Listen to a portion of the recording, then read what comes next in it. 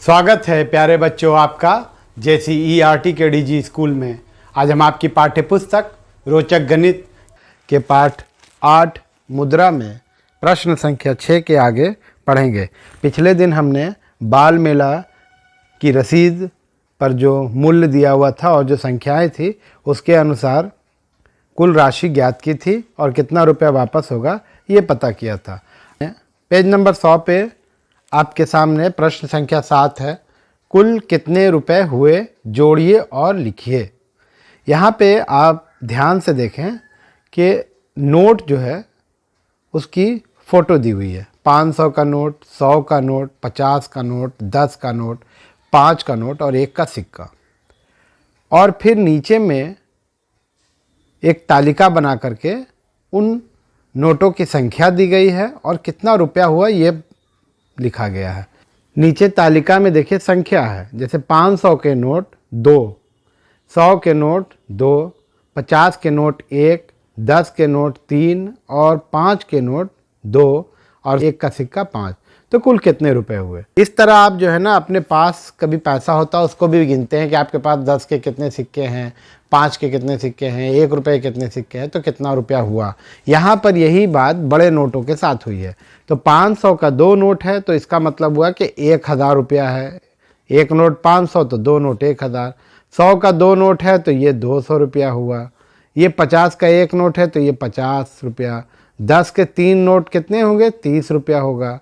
और 5 के 2 नोट 10 रुपये और ये 5 का सिक्का 5 रुपये। जब आप इसको जोड़िएगा तो 1000 रुपया में 200 जुटा तो 1200 रुपये, 1250 रुपये हो गए। अब 50 रुपये जुटने के बाद फिर 1250 में 30 रुपये जुटा, 1280 रुपये हुआ। फिर 1280 में 10 रुपये जोड़ेंगे तो 1290 रुपया होगा। और 90 और 5 95, तो 1295 इसका टोटल लिखा हुआ है। तो इसी तरह से अगला प्रश्न देखिए। 500 के 4 नोट, 500 के 4 नोट कितने होंगे। 1 नोट 500 तो 2 नोट 1000, 4 नोट होगा 2000, है ना। फिर यहाँ पर 100 का 1 नोट है, देखिए 1 है ना, तो 100 रुपया हुआ। ये 50 का 1 नोट 50 रुपया हुआ। ये 10 के 2 नोट 20 रुपये हुए। और ये 5 के 2 नोट कितने होंगे, 10 रुपये होंगे। और ये 1 रुपया। अब इन रुपयों को जोड़िए और यहाँ उत्तर इसका आ जाएगा। 2000 रुपये में 100 रुपये जुटेगा तो 2100। फिर 2100 में 50 रुपये जोड़ा तो 2150 रुपया। फिर उस 150 में 20 रुपये जोड़ेंगे तो 170, तो अभी तक हो गया 2170। फिर यहाँ पे 10 रुपया मिला तो 2180। उसके बाद ये 1 रुपये जुटा तो 2181। इसके बाद ये 1 रुपये जुटेगा तो कितना होगा, 2181। आप इन नोटों को जोड़ करके इनका जो मूल्य है उसको यहाँ पर लिखेंगे। इसी तरह से अन्य 2 में भी आप करेंगे कि यहाँ पर जो जो नोट है उसका कितना कितना मूल्य है, उन सभी मूल्यों को जोड़ के यहाँ लिखना है। यहाँ 50 का नोट नहीं है तो 50 के नोट की जगह पे हम कुछ नहीं जोड़ेंगे, ठीक है। ये 2 प्रश्न मैं आपके लिए छोड़ रहा हूँ। प्रश्न संख्या 8, प्रत्येक रसीद यानी जो बिल होता है में कुल कितने खर्च हुए और कितने रुपये वापस होंगे पता कीजिए और लिखिए। अब यहाँ पर देखिए, एक तरफ वस्तु लिखी हुई है, दूसरी तरफ उन वस्तुओं का मूल्य है, कितने रुपए दिए गए वो चित्र के द्वारा दिखाया गया है और कितना वापस मिलेगा ये हमको पता करना है। तो यहाँ पे देखिए, आलू है 18 रुपये का, बैगन 35 रुपया, टमाटर 32 रुपया, प्याज 48 रुपया। तो कितने का सामान हुआ इसको पता करने के लिए इसको यहाँ जोड़ना होगा। तो यहाँ पर मान लीजिए हम जोड़ते हैं तो चूँकि पैसा नहीं है इसलिए 0 0 हो गया। 8 रुपया और 5 रुपया 13 रुपया, 13 और 2 15 रुपया, 15 और 8 कितना होगा, 23 रुपया होगा। तो 23 का 3 यहाँ लिखा, 2 रुपया हाथ में। ये 2 रुपया जो हाथसिल का है हाथ में उसको यहाँ जोड़ेंगे। 2 1 3, 3 में 3 जुटा 6, 6 में 3 जुटा 9 और 9 में 4 जुटा तो 13, यानी ये कुल हो गया 133 रुपया। अब कितने का सामान आया, 133। दिया कितना गया, 200 रुपया। तो आप इसको 200 में अपने कॉपी में इस तरह से 200 में से 133 को घटा करके पता कर लीजिए। इसलिए कि 100 के 2 नोट दिया गया तो 200 रुपया दिया गया। तो ये घट करके आएगा आपको, 10 में से 3 गया 7 और यहाँ पर 1 दे चुका है तो ये 9 है, 9 में से 3 गया 6 और यहाँ तो 67 रुपया वापस मिलेगा। कितना मिलेगा, ₹67 वापस मिलेंगे। तो इसी तरह का जो प्रश्न संख्या 8 आपके सामने है, इसी से मिलता जुलता ऐसे ही प्रश्न और है अगले पृष्ठ पर। ये दो प्रश्न जो है प्रश्न संख्या 9 और प्रश्न संख्या 10 उसी तरह का प्रश्न है जैसा प्रश्न 8 था, तो आप इसे अपने से हल करेंगे। आइए अब अगले प्रश्न की ओर चलते हैं।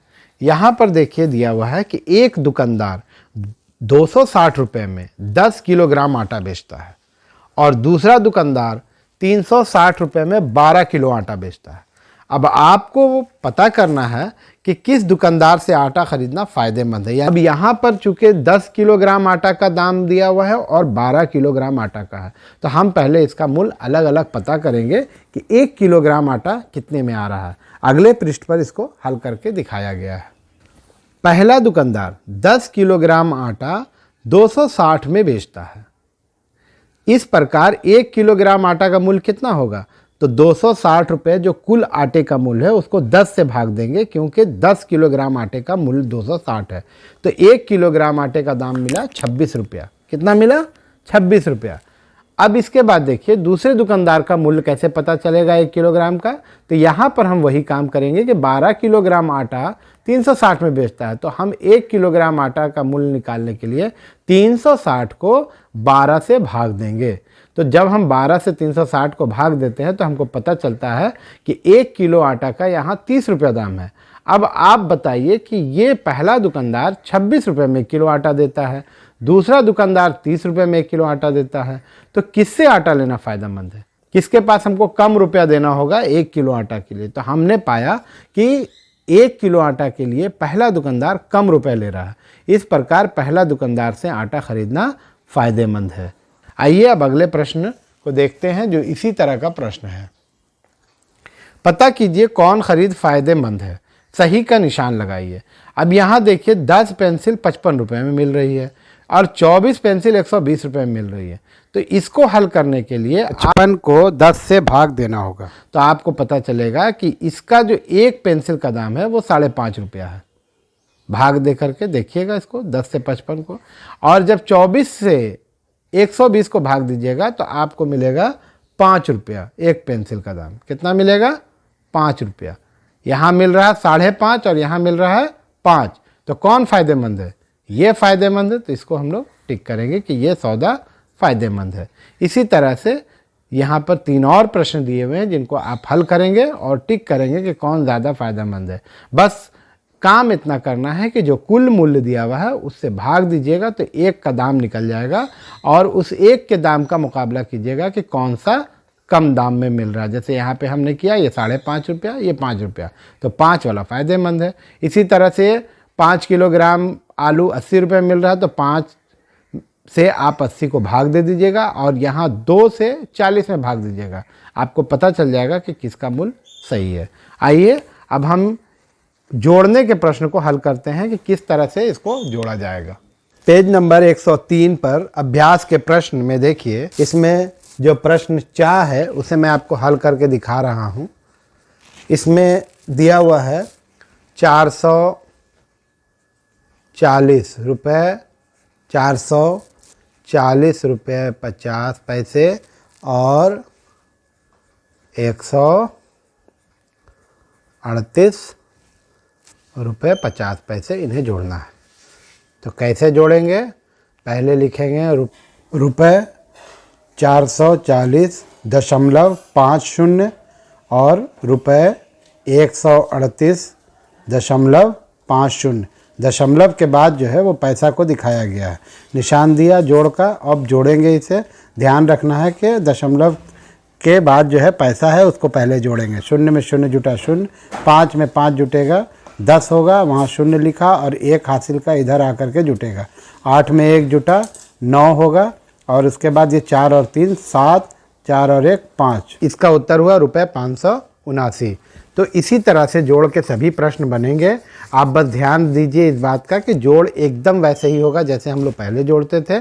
बस ध्यान इस बात का रखना है कि स्तंभ में सजाकर लिखेंगे और दशमलव के सामने दशमलव लिखेंगे और उसी हिसाब से इसको जोड़ेंगे। आइए घटाओ के एक प्रश्न को हल करते हैं। ये जो हमने आपको अभी बताया ये था जोड़ का प्रश्न। अब हम आपको बताते हैं घटाओ का प्रश्न, ठीक है। तो घटाओ का एक प्रश्न जो बनाया बता रहे हैं वो भी इसी तरह से घटेगा। इसमें देखिए जैसे आपके सामने गा का प्रश्न, रुपये 105 और 50 पैसे में से घटाना है, में से घटाना है किसको, 45 रुपये 60 पैसे को घटाना है। तो उत्तर में लिखेंगे, घटाने में बड़े को ऊपर लिखा जाता है, तो 105.50 को लिखा, फिर घटाओ में लिखेंगे 45.60। इसको घटाएंगे और दशमलव के बाद पैसा है, पहले वहाँ घटाएंगे, घटाओ का निशान दे दिया हमने। अब यहाँ पर देखिए शून्य में से शून्य को जब घटाएंगे तो शून्य आएगा। यहाँ पर 5 है और नीचे 6 है, 5 छोटा है, हम इधर से 1 हासिल लेंगे तो ये हो जाएगा 15। 15 में से 6 घटेगा तो होगा 9। 15 में से हमने 6 को घटाया तो आया 9। अब यहाँ दशमलव दे दिया और यहाँ अब ये 4 है, 4 में से 5 नहीं घटेगा क्योंकि 1 ये हासिल दे करके 4 हो चुका है।